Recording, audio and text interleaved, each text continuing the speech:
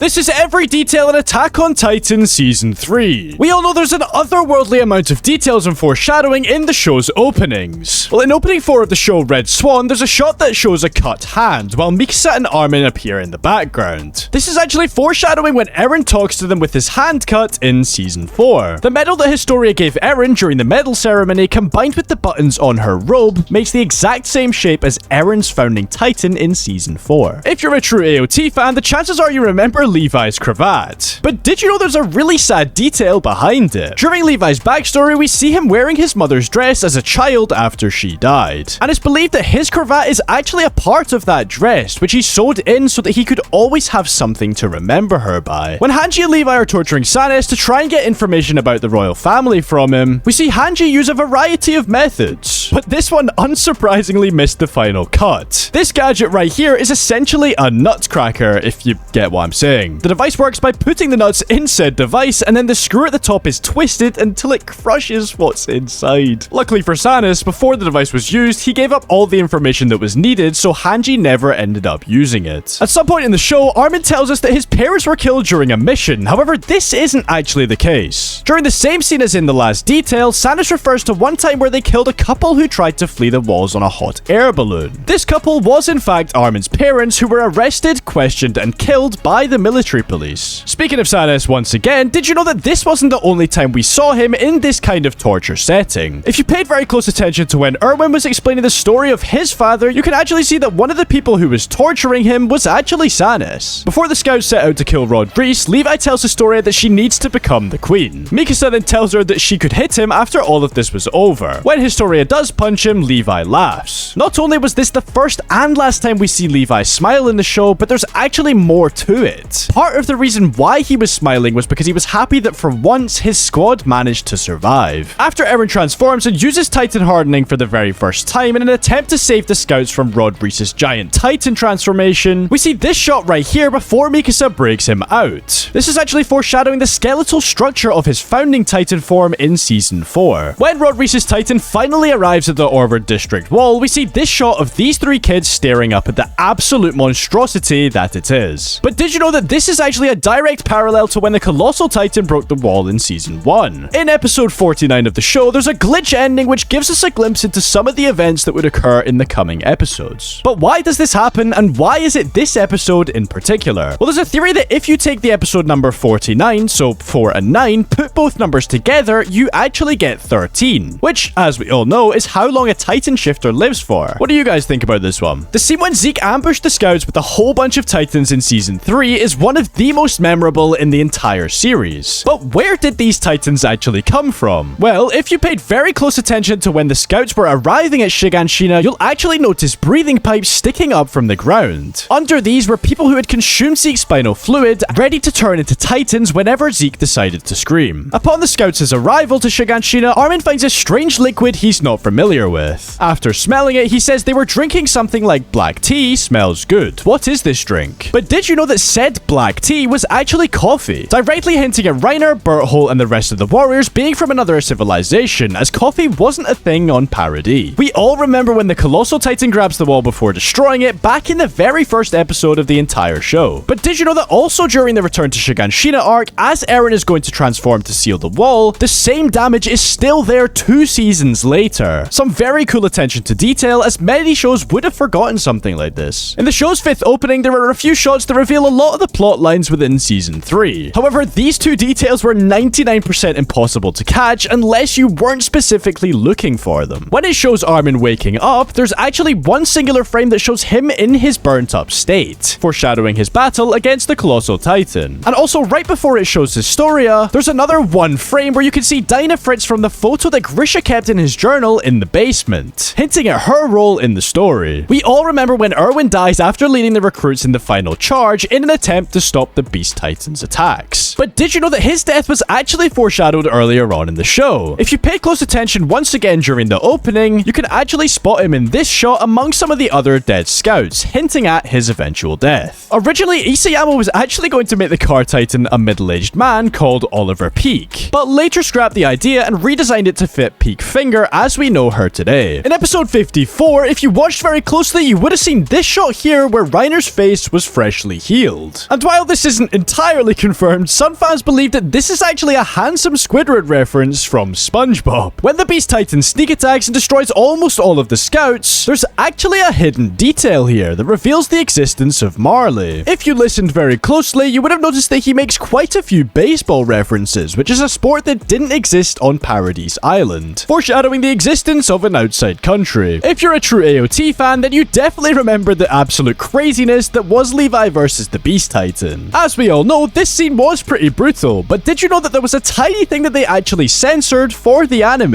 In the manga, when Levi has his sword in Zeke's mouth, it actually goes through his cheek. Everybody remembers when Historia punches Levi after becoming the queen, but something about this wasn't actually included in the anime. In the manga, after initially refusing to become the queen, Levi grabs her aggressively, and her punching him in this scene was supposed to be revenge for that. For those of you who don't know, there are a bunch of characters that were written based on other fictional characters from other titles. But did you know that there's something that actually connects AOT to GTA 5? One of Isayama's favorite characters from the game was Trevor, and used him as inspiration for Kenny's character. Right before Armin eats Berthole in his pure Titan form, we see Berthole briefly smile when he saw the scouts watching him. But why did he do this? It's actually because since he didn't know they had a Titan syringe, or the fact that the Titan was Armin, he probably just assumed that they were going to come and save him so that they could keep him alive to question him, or even imprison him. Unfortunately for him though, that wasn't the case. In Season 3 Episode 18, if you were paying very close attention, then you would have noticed that there isn't actually any narration at all in the episode. And the reason for this is crazy. It's actually because Armin is the narrator of AOT throughout the rest of the show, and since he was still unconscious after his fight with Berthold, he was unable to narrate the episode. During the scene where Eren is trying to convince Levi to use the Titan serum to save Armin as opposed to Erwin, he says the one who's going to save humanity isn't me or Commander Erwin, it is Armin. And well, little did we know at the time, but this was foreshadowing how Armin would go on to take credit for saving humanity in the show's finale. Everybody remembers seeing Grisha's conversation with Eren Kruger from Eren's memories back in Season 3. But if you look very closely at this scene, you would actually be able to notice that when Eren is telling everyone what Grisha said, he actually sits exactly like he was sat and adjusts his position to the same as Eren Kruger's when telling everyone what he said. We also all remember when Kruger says to Grisha, if you want to save Mikasa, Armin, and everyone else, followed by whose memories are those? Well, during Season 1 Episode 9, you can actually notice that Grisha says those exact words, confirming that the memories Eren Kruger was referring to were Grisha's. Did you know that when Grisha transforms into his Titan, in order to take the founding Titan from the Reyes family, there's actually more to this than you would think at first. When Grisha goes to stab his hand, he says he's going to end the story that you started. As he says this, he stabs the hand that he used to take his sister Faye beyond the walls in Marley, aka the start of his story. During Grisha's backstory, we're first introduced to his son Zeke,